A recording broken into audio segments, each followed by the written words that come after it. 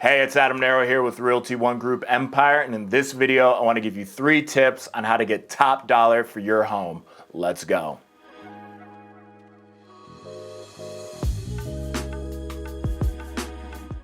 All right, so the first tip I have for you is you want to make sure your home is as clean as possible. So if you're in the military, I'm talking about field day inspection ready. So for those of you that weren't in the military, I'm talking if you go on any flat surface in your home and you wipe it and you see dust, clean it again. You want to make sure there's no dust. Now, obviously being in the high desert, that's going to be tough, but that's what I'm talking about. You want your home almost basically spotless. So a home that is clean is obviously going to give a different perception versus a home that is obviously not as clean. A home that's not as clean as it can possibly be, that's going to start putting red flags into the buyer's mind. So if the house is dirty, what else is wrong with the home? What else has to be taken care of? Is there deferred maintenance on the roof? What's going on with the plumbing? You know, it just gets the ball rolling in the wrong direction for the buyer. So the first tip, make sure your home is as clean as possible. All right, so the second tip I have for you is you want to depersonalize your home. Yes, you want to make sure the home is not yours. And what I mean by that is, let's say you have pictures of your kids all over the hallways leading down to the bedroom. Or let's say you're very religious and you have a bunch of crosses or angels in the house. Or let's say you're a grandparent and you have a bunch of pictures of your grandchildren on the walls. In most cases, you're going to want to take majority of those down. And here's why. When the buyer is walking into your home, they don't want to walk into your home. They want to walk into their future home. So the less that the home is yours, the more they can see it as their home.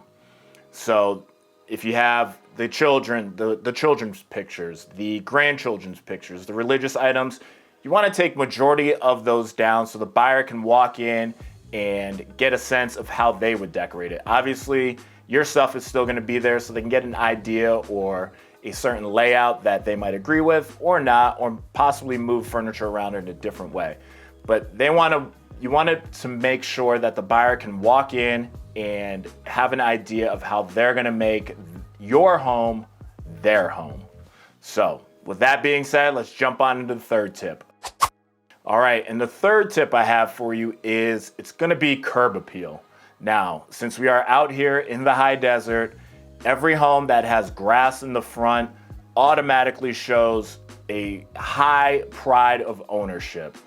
Obviously, being out in the desert, keeping grass green all year round, that is a task and that is a full-time job basically. So if you have green grass in the front yard, I'm not saying go put in green grass, but if you already have it and it's well taken care of, every home I've seen with green grass in the front, I already know walking into the home, it's going to be well taken care of.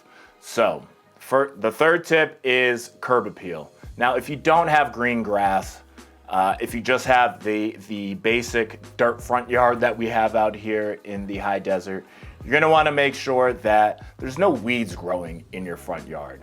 So if you have to, drag your front yard, or if you got to get out there and do it manually, get the hula hoe and just rake it up, then you're going to have to do that.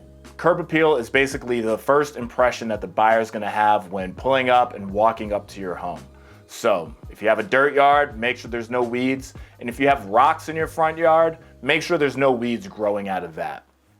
You're going to want to take all those out and really make sure that your curb appeal is popping, because that is the first thing every potential buyer is going to see. And then from that point on, their judgments are being made on whether they like the home and whether they want to submit an offer on it. So make sure your curb appeal is popping. All right, so there it is. Those are your 3 simple tips to get top dollar for your home. So to recap, number 1, get your home as clean as possible. Number 2, depersonalize it. So family pictures, pictures of the grandchildren, or religious items, you're going to want to take majority of those down so the buyer can walk in and picture it as their home and not your home. And then the third, and it might even be the most important one, is your curb appeal. Now, the curb appeal is the first thing that the buyer is going to see. So One, if you have green grass and you're out here in the high desert, that automatically says a lot about your pride of ownership in the home. If you don't have the green grass, you just have dirt, get all the weeds out. And if you have rocks in your front yard, same thing, get the weeds out. So with that being said, those are my 3 tips to get you top dollar for your home. So if you have any thoughts about selling your home or buying your next home, please reach out to me. Here's my contact information. I'd love to help you out with that process, or at least get the ball rolling, so when you are ready to buy or sell, you already have a realtor in mind.